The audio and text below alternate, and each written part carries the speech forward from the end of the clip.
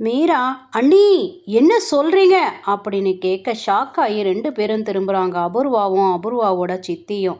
அந்த பொண்ணு என்ன பாவம் பண்ணா, எதுக்காக அவளை மர்டர் பண்ணணும்னு நினைக்கிறீங்க அப்படின்னு மீரா கேட்க அந்த ஸ்பாட்ல அபூர்வா பேச முடியாம திணற அதை பார்த்த சித்தி எச்சேச்சி அப்படியெல்லாம் இல்லை, இந்த பூமியில் அங்கங்கே திரிஞ்சிட்டு இருக்கிற இந்த அனிமல்ஸ் எல்லாம் நம்ம மர்டர் பண்ணால் ஜெயிலுக்கு போவோமான்னு என்கிட்ட கேட்டா. அதை தான் நீ தப்பாக புரிஞ்சுக்கிட்டு வந்து கேட்டுட்ருக்க. அப்போனா ஏன் எனக்கு பூமி மர்டருன்னு வந்துச்சு?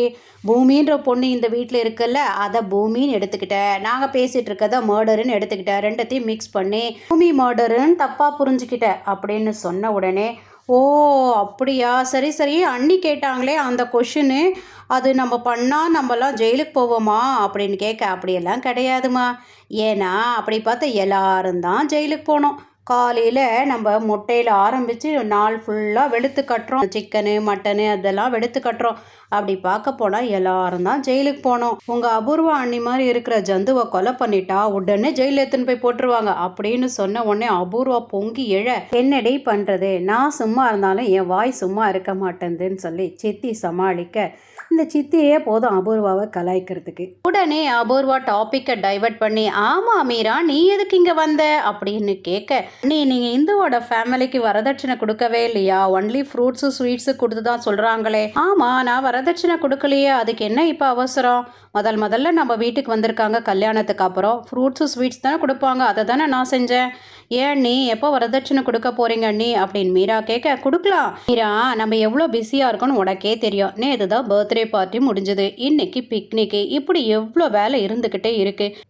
கொடுக்கலாம் மீரா, நீ கவலைப்படாத போ அப்படின்னு சொல்ல, இந்த அப்பாவி மீரா சரி அண்ணி அப்படின்னு அபூர்வாவை முழுசாக நம்பிட்டு போகிறாங்க.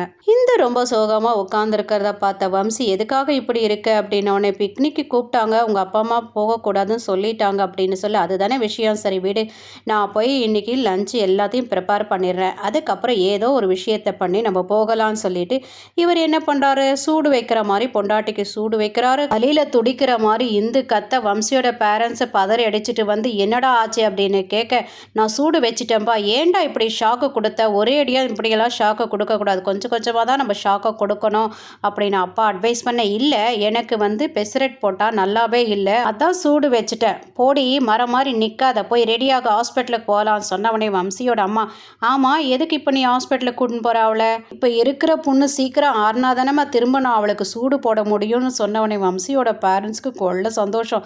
ஆஹா, நம்ம பையன் சரியாக தான் ட்ரீட் பண்ணுறான் இவளன்ட்டு. ஒரு விதத்தில் இந்துக்கு நல்ல புருஷன் தான் கிடைச்சிருக்கான். சமையல் வேலையெல்லாம் இவரை இழுத்து போட்டு செய்கிறாரு. அப்பா அம்மாவுக்கு தெரியாமல் சமையலை முடிச்சு வச்சுட்டு அதை தான் பொண்டாட்டி தான் செஞ்சு வச்சா அப்படின்றத மாதிரி காட்டுறாரு.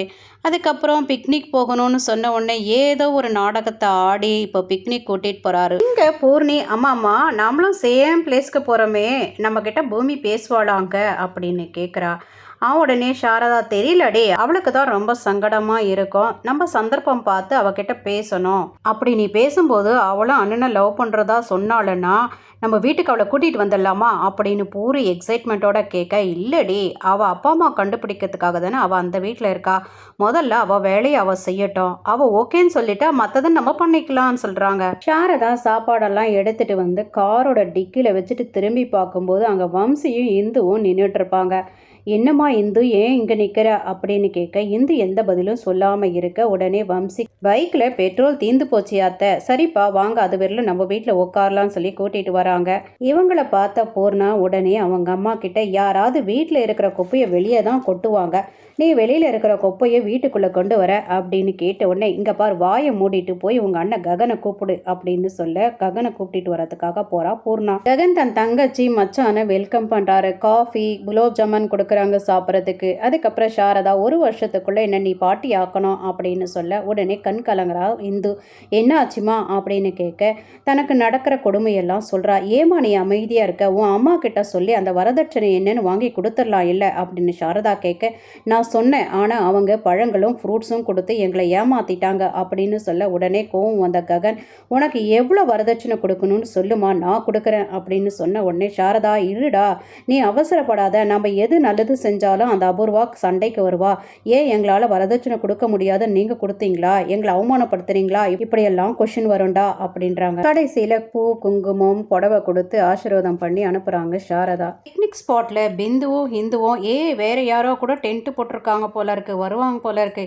அவங்களும் வந்தாங்கன்னா நம்ம ஃபேமிலி அவங்க ஃபேமிலி தெரியாத ஃபேமிலியோட பேசி பழகதெல்லாம் ரொம்ப ஜாலியாக இருக்கும் அப்படின்னு பேசிகிட்டு இருக்கும்போதே காரில் வந்து இறங்குறாங்க. பார்த்தா ககன் ஃபேமிலி. ஒவ்வொருத்தருக்கும் ஷாக்கு. ககன் ரொம்ப திமுறா அந்த சரச்சந்திரா முன்னாடி நடந்து போகிறாரு. அபூர்வா, நாம் இங்கேருந்து வேற பிளேஸுக்கு போகலாம், அப்போ தான் பூமியை கொல்ல முடியும், ஏன்னா ஹீரோ வந்துட்டான், கொல்ல முடியாது இங்கே, நீ மாப்பிள்ளை கிட்ட சொல்லி இடத்த மாற்று அப்படின்னு சித்தி சொல்ல உடனே அபூர்வா, இங்கே பாருங்க மாமா, நாம் இங்கே சந்தோஷமாக இருக்கலாம் தான் வந்தோம், ஆனால் அப்படி இருக்க முடியும்னு நீங்கள் நினைக்கிறீங்களா அப்படின்னு கேட்க, அதுதான் நானும் திங்க் பண்ணுறேன்னு சரச்சந்திரா சொல்கிறாரு.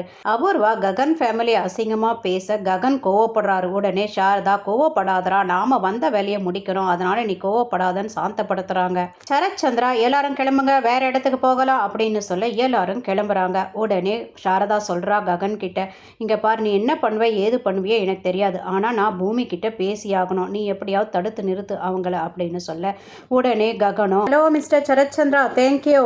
என்னடா கொழுப்பா உனக்கு, உன்னை கொல்லாமல் விட்டனே அதுக்கு தேங்க்ஸ் சொல்கிறியா? ஐயோயோ, இங்கே பாரு, நான் ரொம்ப கூல் மூடில் இருக்கேன், நீ ஏற்கனவே பயந்து போயிருக்க, அதனால நான் ரொம்ப சந்தோஷமாக இருக்கேன் அப்படின். என்னடா சொல்கிற?